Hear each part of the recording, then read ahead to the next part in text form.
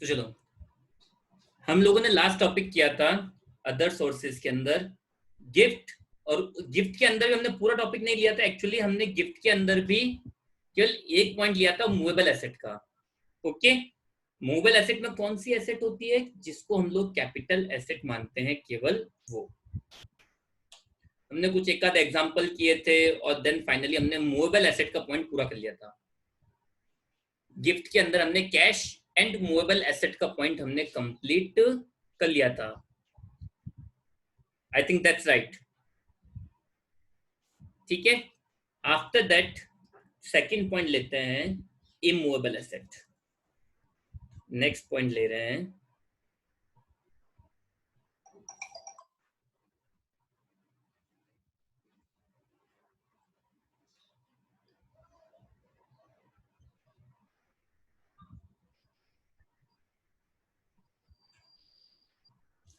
Immovable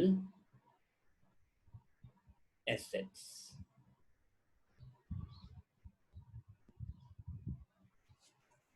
अब immovable asset में क्या सीन होता है? तो भाई इमूवेबल एसेट में होता है जितनी भी इमूवेबल एसेट्स है उन सब में क्या सीन रहता है, वही दो सेम पॉइंट। जैसे इसमें देखो, इसमें भी दो पॉइंट थे, सेम दो पॉइंट यहाँ पे भी है, without consideration and with consideration.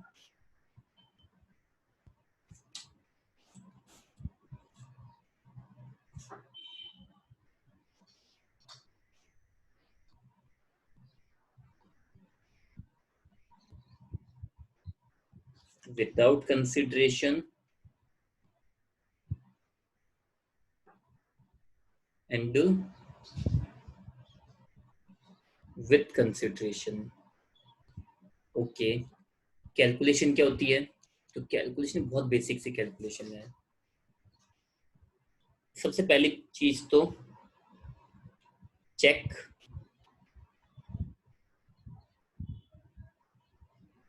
Separately. आपको आपको याद है मूवेबल एसेट में अपन ने 2 दिन पहले पढ़ा था, ठीक है? तो उसमें हम लोग क्या करते थे मूवेबल एसेट में? देखो, मूवेबल एसेट में क्या करते थे, at all the assets category wise in previous year. Previous year में जितने भी आपको गिफ्ट मिले हैं उन सबको हम लोग कैटेगरी वाइज ऐड करते हैं। उन सबको हम लोग क्या करते हैं, कैटेगरी वाइज ऐड करते हैं। तो मूवेबल एसेट में तो हम लोग क्या ध्यान रखते हैं, एग्रीगेट अमाउंट का। लेकिन इमूवेबल एसेट में क्या करते हैं, बिल्कुल सेपरेटली चेक करते हैं। ये पॉइंट क्लियर हुआ। इसके बाद में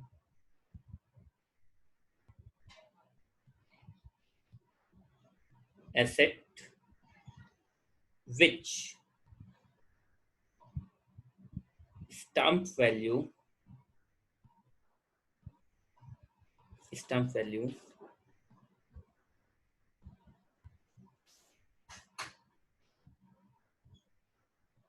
मोर देन 50,000। ठीक है, अगर 50,000 से ज्यादा है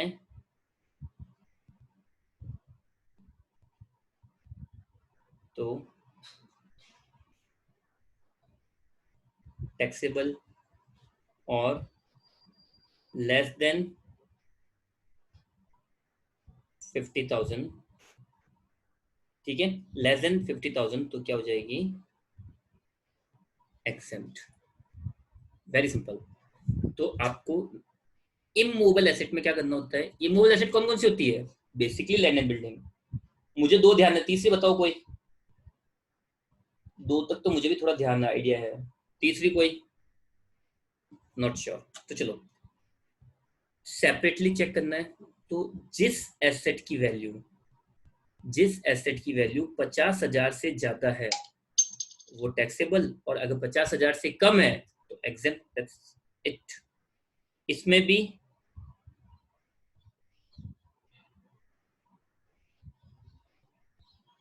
check separately.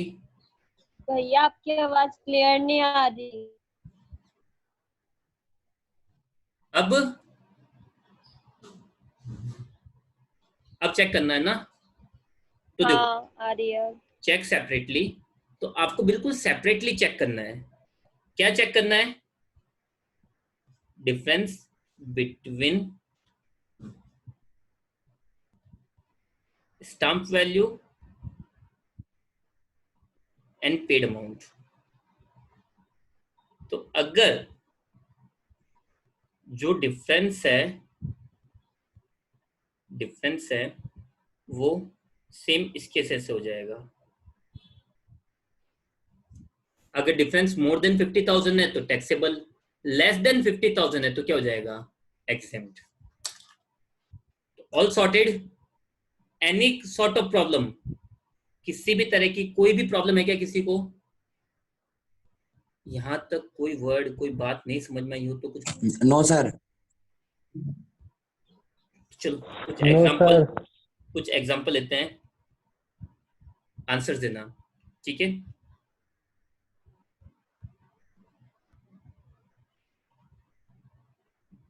Gift received, sorry, point number 1,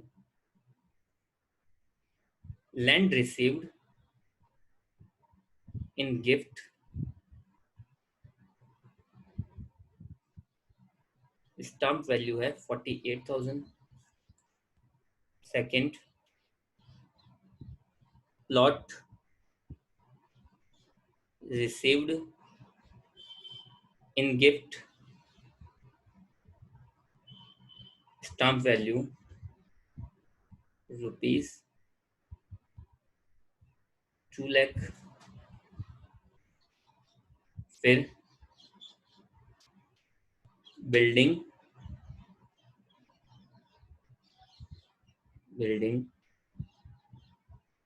received for ₹2 lakh,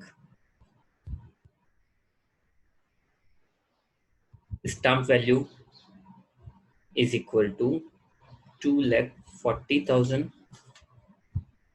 yeah, stamp value is equal to 3 lakh, and land received for ₹5 lakh, stamp value है 5,40,000।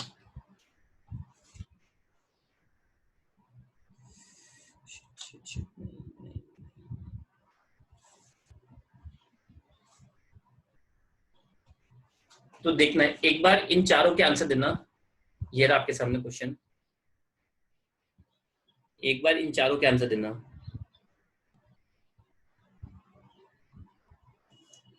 चार पॉइंट आप लोगों के सामने, इन चारों के आंसर दो और टैक्सेबल अमाउंट बताओ। और इस बार मैसेज बताना, कोई बोलेगा नहीं, मैसेज में बताना, कोई बोलना नहीं।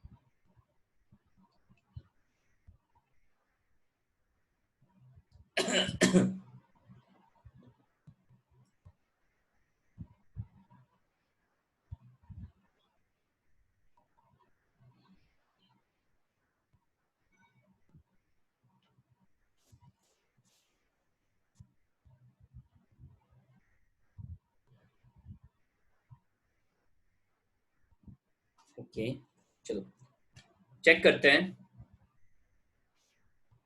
हैं। Land received in gift, stamp value है 48,000, सेपरेटली चेक करना है।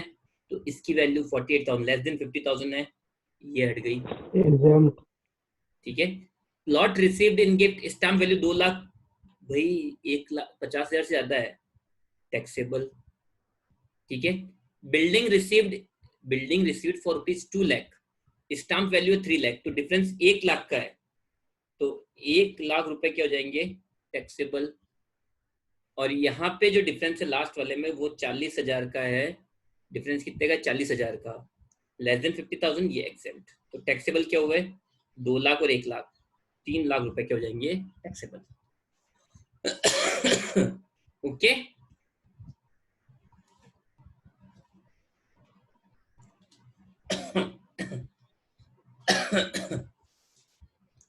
ओके चलो नेक्स्ट। अब इसी में एक पॉइंट अभी भी एक और बाकी है, याद है किसी को?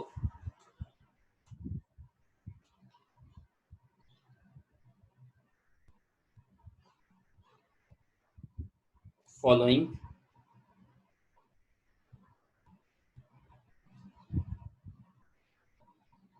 Gift are exempt. कुछ gift completely occasion of marriage. ठीक है, कुछ गिफ्ट कंप्लीटली एग्जेम्प्ट है occasion of marriage.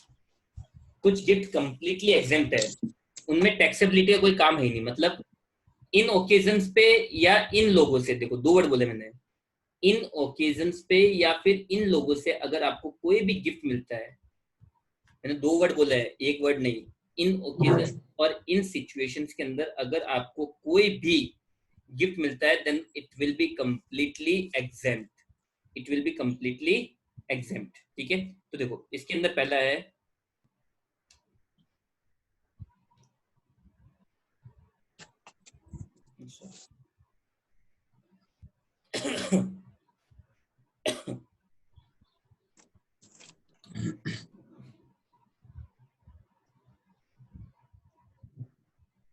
gift received from any oh shit sorry stop sorry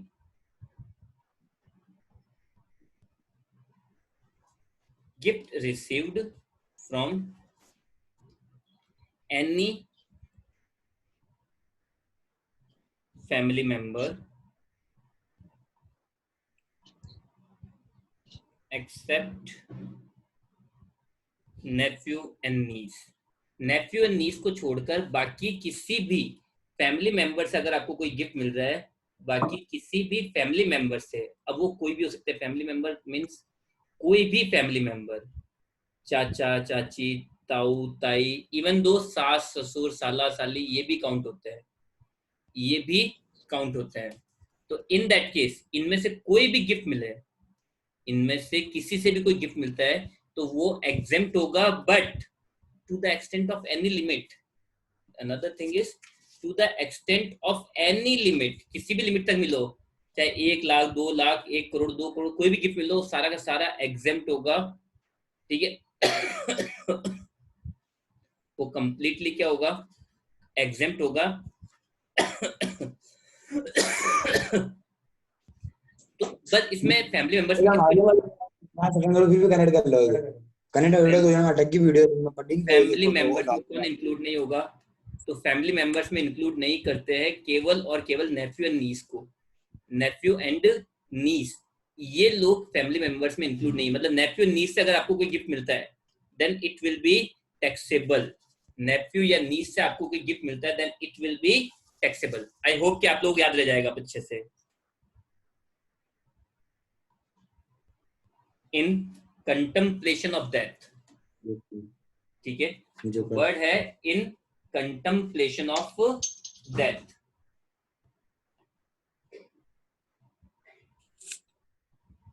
mute कर, प्राइवेटली म्यूट कर।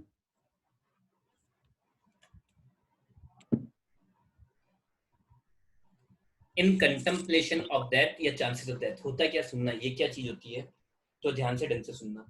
एक्चुअली क्या होता है, एक्चुअली क्या होता है कि कोई जैसे मरने वाला है तो अपनी वसीयत लिखता है, और वसीयत लिखता है, कोई भी मरने वाला है अपनी वसीयत लिख देता है, तो वसीयत में अगर आपको कोई गिफ्ट मिल गया, in that case for example mister A मरने वाला है और मिस्टर ए ने आपके नाम पे कोई प्रॉपर्टी कोई भी चीज छोड़ दी, आपके नाम पर कोई प्रॉपर्टी कोई भी चीज छोड़ दी, तो इन दैट केस वो चीज क्या होगी, वो चीज क्या होगी, एग्जेम्प्ट हो जाएगी। ठीक है, एक तरह से मैं यहाँ पे बोल सकता हूँ जो चीज विल में मिली है आपको, जो चीज आपको किसमें मिली है, विल में। और तीसरा सिमिलर पॉइंट ही इसके जैसा ही, डेथ के जैसा ही पॉइंट है, ऑन occasion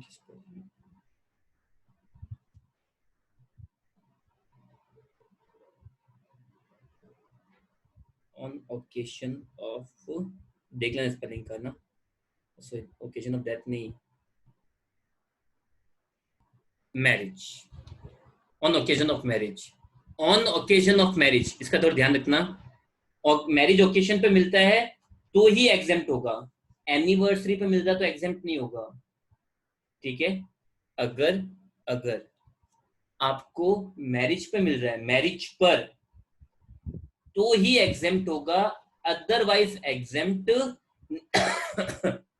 नहीं होगा। तो 3 गिफ्ट लिखे हमने, 3 गिफ्ट। पहला गिफ्ट किससे मिल रहा है, फैमिली मेंबर से, नेफ्यू और नीस को छोड़कर भाई कोई भी फैमिली मेंबर से मिला है एग्जेम्प्ट होगा, ठीक है। इन कंटेम्पलेशन या चांसेस ऑफ डेथ, मतलब अगर मरने वाला अपनी विल में कोई भी चीज लिख के दे रहा है तो भी क्या हो जाएगी, एग्जेम्प्ट। फिर ऑन ओकेजन ऑफ मैरिज, आपके बहुत कंफ्यूजन वर्ड होता है, received on anniversary, first anniversary, third anniversary, fourth anniversary, तो इन दैट केस एनिवर्सरीज पे जो मिलता है वो तो टैक्सेबल है। On occasion of death, on occasion of death, sorry death कह रही, marriage, on occasion of marriage, on occasion of marriage, तो मैरिज पे मिलता है तो ही एग्जेम्प्ट होगा, अदरवाइज किसी एनिवर्सरी वगैरह पे मिल रहा है या बर्थडे पार्टी वगैरह मिल रहा है तो क्या होगा, कंप्लीटली टैक्सेबल हो जाएगा, ठीक है।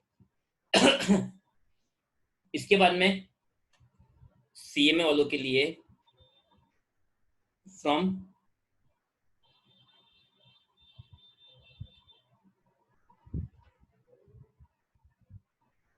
एजुकेशनल, किसी एजुकेशनल इंस्टीट्यूट से आपको गिफ्ट मिलता है, ठीक है, आप उसमें पढ़ रहे हो ऐसे रैंडम नहीं, आप उसमें पढ़ाई कर रहे हो, आपको एजुकेशनल इंस्टीट्यूट से गिफ्ट मिल रहा है तो भी एग्जेम्प्ट हो जाएगा, ठीक है।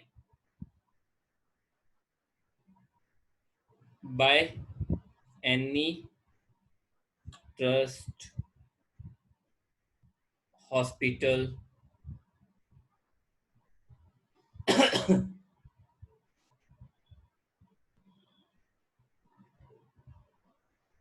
मेडिकल इंस्टीट्यूट, तो ये सारे गिफ्ट भी क्या होंगे, एग्जेम्प्ट होंगे, ये सारे गिफ्ट भी क्या माने जाएंगे, एग्जेम्प्ट माने जाएंगे। तो टोटल 5 गिफ्ट हो गए एग्जेम्प्ट में, टोटल एग्जेम्पशन में 5 गिफ्ट हो गए, कितने, 5। अगर आपको नेफ्यू एंड नीस को छोड़कर बाकी किसी भी फैमिली मेंबर से, नेफ्यू एंड नीस को छोड़कर बाकी किसी भी फैमिली मेंबर से अगर आप लोगों को किसी भी तरह का कोई भी गिफ्ट मिल रहा है तो वो एग्जेम्प्ट होगा। नेफ्यू एंड नीस को छोड़कर, वापस बोल रहा हूँ, नेफ्यू एंड नीस ये एक्सेप्शन में है, उनको छोड़कर आपको किसी भी फैमिली मेंबर दादा दादी, ठीक है, दादा दादी, नाना नानी, इवन दो सास ससुर साला साली, सब एग्जेम्प्ट, मतलब सास ये थोड़ा कम समझ में आता है ना, एकदम से स्ट्राइक नहीं करती चीज, तो ये भी एग्जेम्प्ट है। इन कंटेम्पलेशन ऑफ डेथ, मतलब अगर किसी के मरने की चांसेस है और वो आपके नाम पे वसीयत छोड़ के चले गया विल में, तो वो भी एग्जेम्प्ट होगा। ऑन ओकेजन ऑफ मैरिज, शादी के टाइम पे अगर आपको शादी पर, एग्जैक्ट वर्ड याद रखना, शादी पर, नॉट मैरिज एनिवर्सरी, वो वर्ड भी ऐसे लिखता है पता है एग्जाम में, मैरिज एनिवर्सरी, तो एकदम से स्ट्राइक करता ही नहीं है। तो on occasion of marriage exempt, marriage anniversary taxable, किसी एजुकेशनल इंस्टीट्यूट से मिल रहा है, ट्रस्ट से मिल रहा है, हॉस्पिटल से मिल रहा है, मेडिकल इंस्टीट्यूट से मिल रहा है, तब भी क्या होगा, एग्जेम्प्ट हो जाएगा। तो याद हो जाएगा, ये हुआ आपके पूरा गिफ्ट का पॉइंट। अब जाके आपके गिफ्ट का पॉइंट पूरा एंड हुआ है, ठीक है।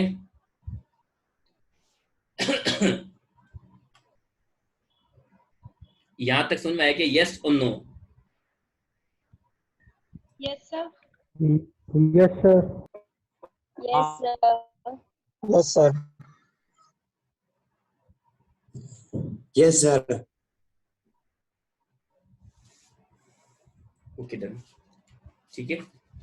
तो आगे नेक्स्ट पॉइंट है, तो आई होप कि गिफ्ट का पॉइंट सबके क्लियर हो गया। तो अगर मैं यहाँ पे एक वर्ड बोलूं, gift received from father in law 8 lakh, gift received from father in law 8 lakh rupees, exempt और taxable? exempt, exempt, exempt, exempt, exempt, Exempt.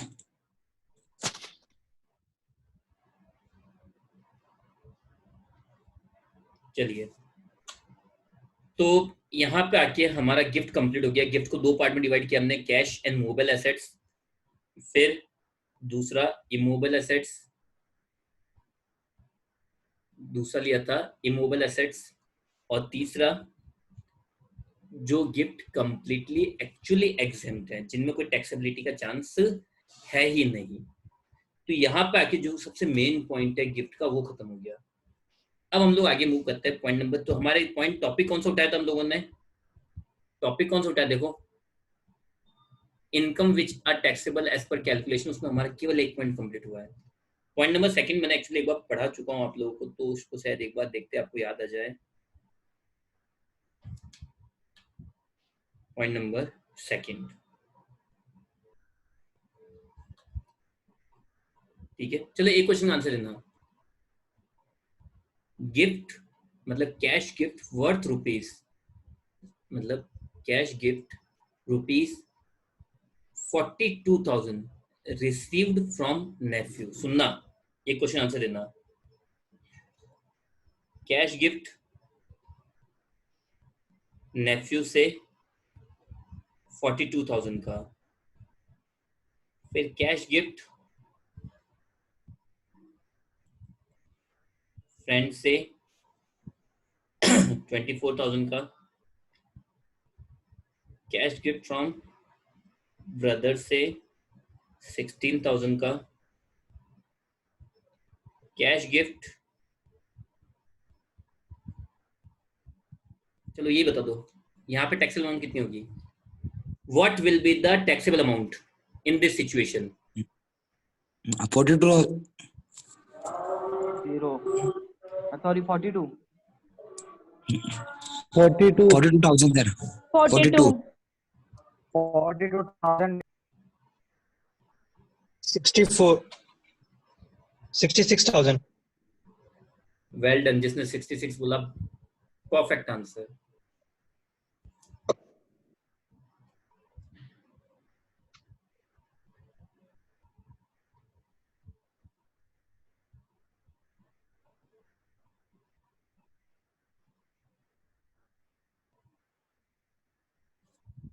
Cash gift from nephew, cash gift from nephew 42, gift from friend, cash gift होता सबको add करके check करते हैं, add कर दिया।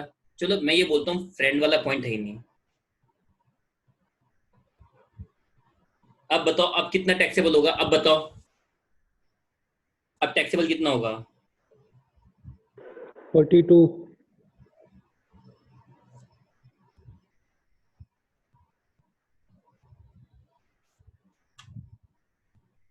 आप लोगों का बेसिक क्लियर ही नहीं है यार, क्या करें इसका? आप लोग बेस क्लियर करते ही नहीं हो। कैश गिफ्ट के अंदर बेसिक कंडीशन भूल जाओगे आप लोग? बताओ क्या कैश गिफ्ट के अंदर, सुनो मेरी बात को अच्छे से, क्या कैश गिफ्ट के अंदर आप अपनी बेसिक कंडीशन भूल जाओगे? कैश गिफ्ट की बेसिक कंडीशन क्या थी? Well done Hanisha, perfect answer. Hanisha well done, perfect answer है। सिंपल देखो ना यार, कैश गिफ्ट है तो क्या आप कैश गिफ्ट का पॉइंट ध्यान नहीं रखोगे, उसको छोड़ दोगे, मतलब सीधा नेफ्यू पे आ जाओगे? कैश गिफ्ट में क्या पॉइंट समझाया था? कैश गिफ्ट में ऐड ऑल द एसेट्स या ऐड ऑल द गिफ्ट। आप लोगों ने ये क्वेश्चन करा, ये रहा, ये करा क्वेश्चन, क्या करते हो यार? कैश गिफ्ट यहाँ पे 42,000 है, 42,000 विच, ये तो ब्रदर से मिला, ये तो एग्जेम्प्ट है।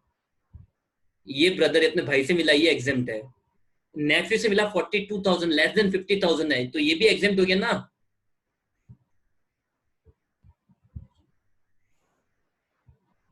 लेस देन 50,000 तो ये भी एग्जेम्प्ट हुआ ना। फिर क्या क्लियर हुआ आप लोगों को? इस तरह से नहीं करो, मेरी बात सुनो। ऑलवेज कीप योर काम, शांति से पॉइंट पढ़ो, उस पॉइंट से रिलेटेड जितने नेफ्यू देखते आप लोग पॉइंट नंबर 3 में आ जाओगे। ऐसा नेफ्यू देखते पॉइंट नंबर 3 में आ जाओगे। पॉइंट नंबर 1 2 लिखा है नहीं मैंने आप लोगों को, लिखा है ना। सबसे पहले चेक करो वो एसेट मूवेबल है या इमूवेबल है। सबसे पहले चेक करो वो एसेट मूवेबल है या इमूवेबल है। चेक कर लिया भाई, मूवेबल है तो सबको ऐड करना पड़ेगा, इमूवेबल है तो इंडिविजुअल चेक करना पड़ेगा। ठीक है, कहीं वो एसेट एग्जम्पशन में है क्या? जो गिफ्ट है वो एग्जम्पशन में तो नहीं है। चेक कर लिया, एग्जम्पशन में बिल्कुल भी नहीं है। चेक करा, एग्जम्पशन में बिल्कुल भी, कहीं से भी एग्जम्पशन में नहीं है। एग्जम्पशन में जैसे यहाँ चेक कर लेते हैं, यहाँ ब्रदर वाला एग्जाम होता है, चलो इसको एग्जम्पशन में डाल दिया। नेफ्यू वाला एग्जाम नहीं होता है तो मैंने इसको एग्जम्पशन में नहीं डाला, उस टाइम नहीं डाला। ठीक है सर।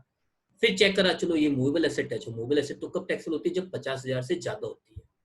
तो सबसे पहले चेक करो एसेट मूवेबल है या नहीं है। ओके, फिर चेक करो कि वो एग्जेम्प्ट है या नहीं है। ठीक है, फिर चेक करो लिमिट और फिर उसकी टैक्सेबिलिटी। आई बात समझ में? आपके कैलकुलेशन के स्टेप्स क्या होने चाहिए actually?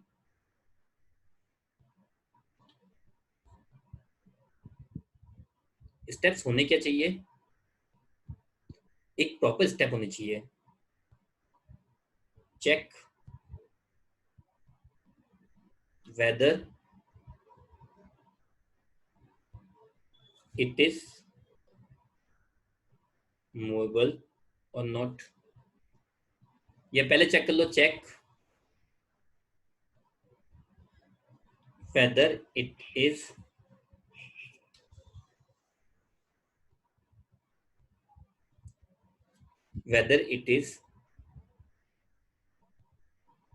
exempt or not. Then check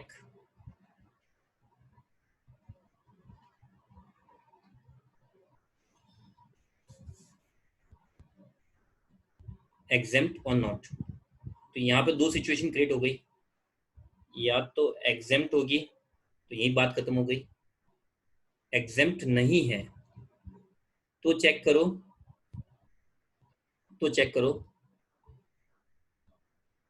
movable और immovable. Use their rules and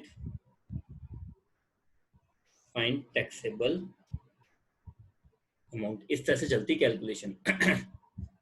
आप लोग तो बस टूट पड़े। चलो एग्जांपल एक और है, गिफ्ट रिसीव्ड फ्रॉम नेफ्यू, मतलब cash. All are cash gift. ठीक है, 40,000। ठीक है, फिर गिफ्ट रिसीव्ड फ्रॉम सिस्टर 20,000, फिर gift received from friend 16,000, gift received from other friend 24,000। ठीक है, gift received from niece 18,000, gift received from father 2 lakh। Find taxable amount. Find 98,000। 98,000। 98,000।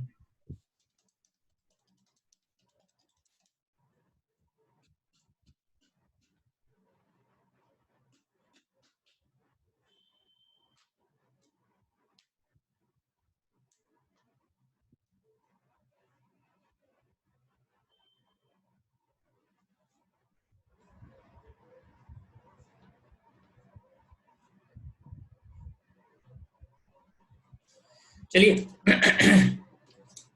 अब यहाँ पे पहले मैं इसको इसको इसको और इसको ऐड कर दूंगा। ऐड करने पे टोटल कितनी आ रही है? 98, मोर देन 50,000। तो ये क्या हो जाएगा, टैक्सेबल। लेकिन मैं यहाँ एक लाइन और लिख रहा हूँ,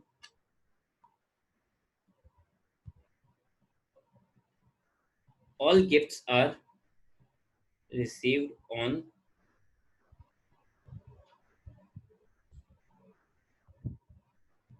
हिज मैरिज।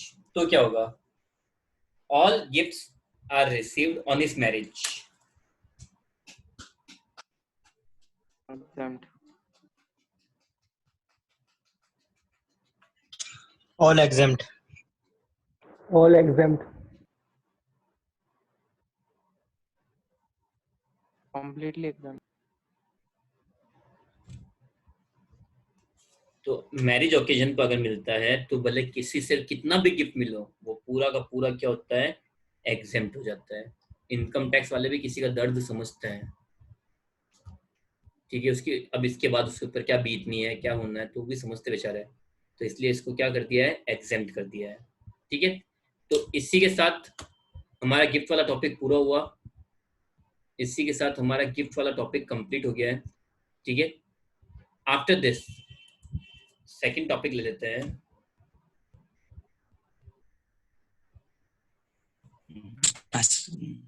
सर इसमें सिस्टर वन क्यों नहीं लिया, सिस्टर वाला?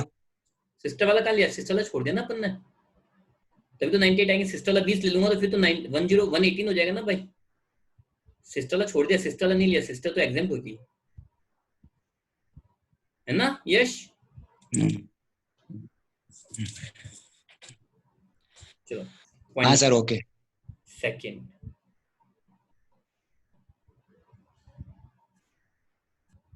इनकम फ्रॉम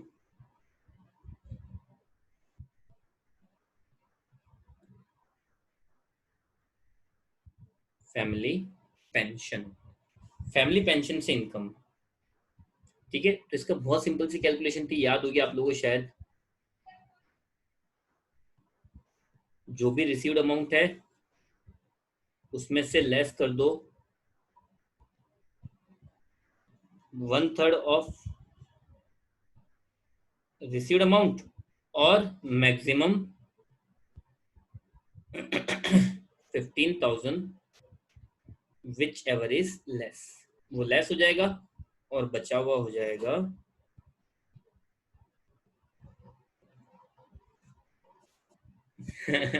नहीं खुशी, ऐसा कुछ नहीं है। Received amount minus 1/3 of received amount, maximum 15,000, दोनों से जो कम उसको लेस कर दो, and remaining will be taxable. Okay done. No example,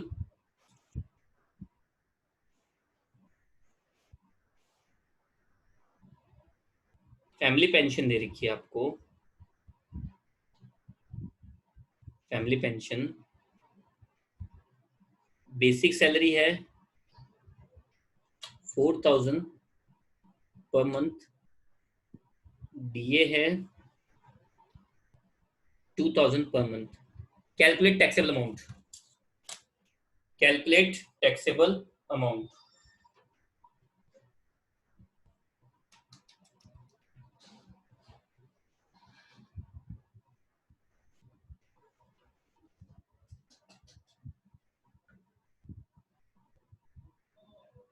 $48,000.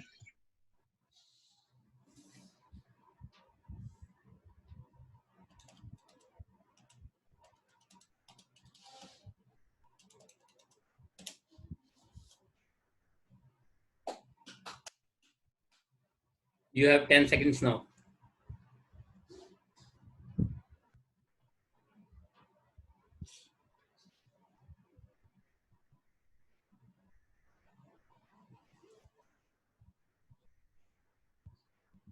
Anisha, read again and go to the basics also. This was the basic. Hitesh, you very well. Perfect answer. 57. 57,000. Shubham Lodha admit हो रहा है, करूँ या नहीं करूँ? शुभम लोढ़ा एडमिट होना चाहता है, मतलब रिक्वेस्ट कर रहा है आने की, बुलाऊं या नहीं बुलाऊं?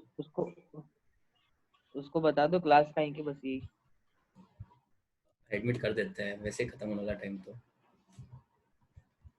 चलो 33 कैसे, चलो सॉल्यूशन देख लेते हैं।